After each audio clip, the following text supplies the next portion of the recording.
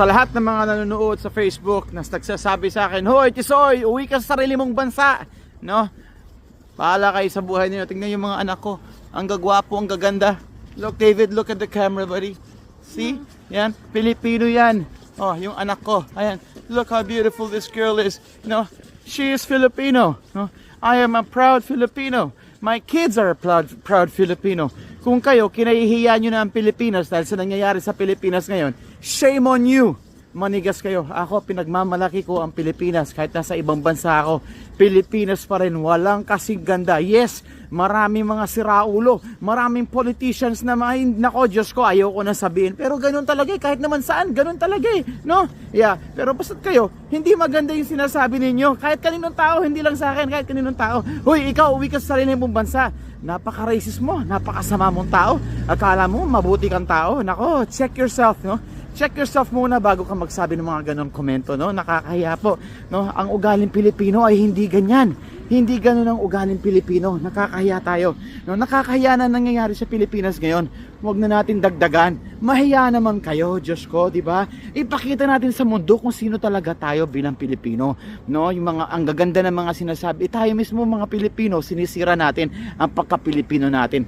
Mahiya naman kayo sa balato sa sarili ninyo. Shame on you guys. Come on, let's go. Come on.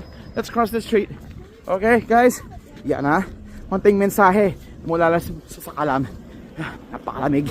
Whew. Sunny G from California. Anniversary follower ka pa naman, no? Sinira mo yung araw ko, kaya eto na naman ako. Sisirain ko rin yung araw mo, no? Sana nagsabi ka lang ng thank you. Thank you sa kalam. In-entertain mo kami, no? Kaso hindi eh. Sinabihan mo pa ako. I talk too much. Madaldal ako sa mo, no? Kakahiya ka kabayan. Bakit? Simple thank you lang na lang okay na sana eh. Kaso hindi. Sinira mo pa eh. Kaya gano'n na. I don't care from whatever part of the US you are from. Konting respeto lang, no? Kaibigan ha. Nakakahiya po, no? Pinapakita lalo natin sa mundo na nakakahiya, no?